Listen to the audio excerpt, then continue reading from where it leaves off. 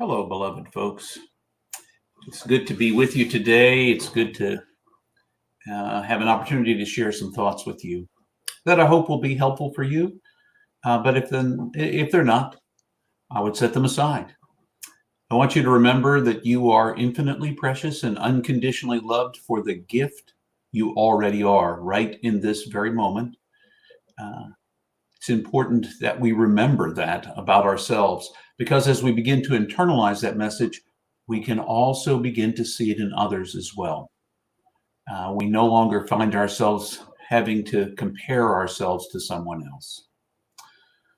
Today, I wanted to continue a theme I picked up on this past weekend in worship, which was surprising encounters with the holy, with the divine. Maybe not so much surprising as unexpected, unanticipated, that come upon us in unexpected ways at unexpected times.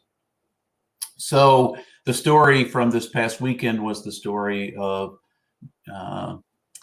two disciples on the day of resurrection, on Easter day, leaving the city of Jerusalem and heading back home to Emmaus outside of Jerusalem. They run into a stranger on the road. That's who it appears to be to them, a stranger on the road.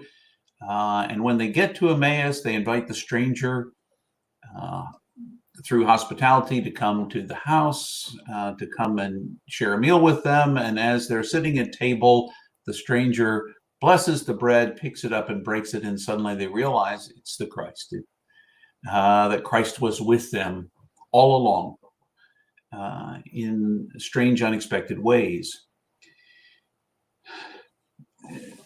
Without going into any great depth about some things, I've, been having some questions about faith, doubts, struggles. I think that, if I'm being honest, I expect that in most people in faith. And there are usually two responses to the struggles we have with faith. We either repress those struggles out of fear, or we try to ask the right questions to come to grips with the struggles and uncertainties and doubts that we have. And perhaps something appears. Now, this morning I was sitting in my chair and serendipity happened once again. Some of the questions I've been asking, I picked up one of the books that's sitting next to my chair where I do my morning meditations. I picked up one of the books, and there are a lot of books sitting next to the chair, but this one I picked up, and there was a section I had read yesterday, but in order to move on, I wanted to read part of that previous section in preparation to move forward. Enough about the backstory. So when I read the back section that I read yesterday, it said a whole new thing to me today. And in a way, it set me free from some of my fears and concerns and anxieties that I had been carried about some of my doubts and struggles with the divine. I knew that this was a divine moment when the author had spoken directly to me in that moment. Now, it didn't happen to be the Bible.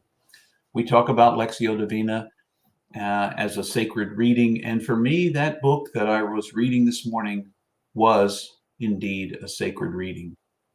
It opened to me a whole new way of seeing that I had missed before. And this is the same text I read yesterday. And reading it today opened my eyes. Now, other people speak of different kinds of serendipity in their lives. A butterfly lands on their shoulder. A bird eats out of the palm of their hand. A cloud passes by, and its shape reminds them of something important in their lives. And so they claim that. They claim that as a serendipitous moment, perhaps even an epiphany or a theophany, an appearance of the divine to them in that moment. I believe the divine is waiting to appear to us in every moment. Just we aren't always awake to the reality. The unexpected sneaks up on us. And those ambushes, those divine ambushes happen to us. We almost need to be ambushed because we have so many protective layers we have against encountering the divine and the holy in our everyday lives. We think it only happens in certain places.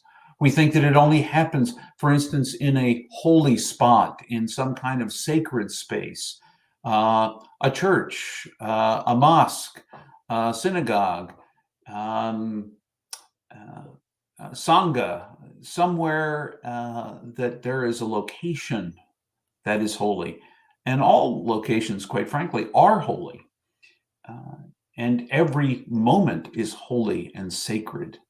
And the divine is all around us all the time and within us and as us in every given moment. So the fact that we only get serendipitous moments sometimes is perhaps because only when we're ready does the teacher arise.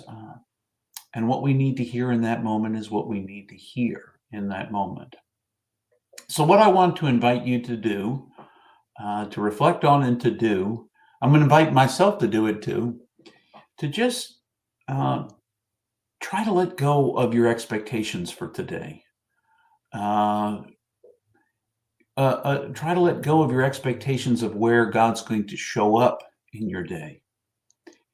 And sort of maintain an open heart as you enter your day. It may be the exact same afternoon, evening, whatever time of day you're watching this. It might be kind of a pattern you've fallen into, and you just expect this is what's going to happen. This is how I'm going to make my meal. This is what I'm going to eat. This is blah, blah. You have a pattern. Instead of letting yourself fall into that pattern, let each thing that you do, perhaps as you make a meal, or as you sit down to take a bite of your meal, wherever you are, let each one of those be a moment that you savor, that you enjoy.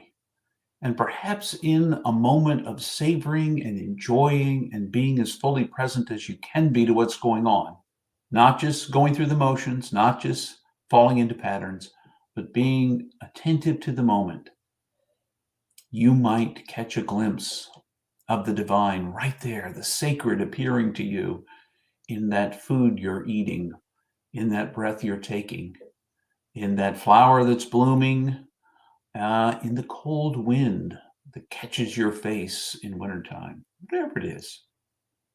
Be on the lookout for the unexpected and try to open your heart to whatever comes.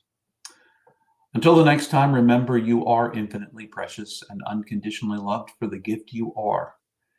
And I hope you have a good day, week,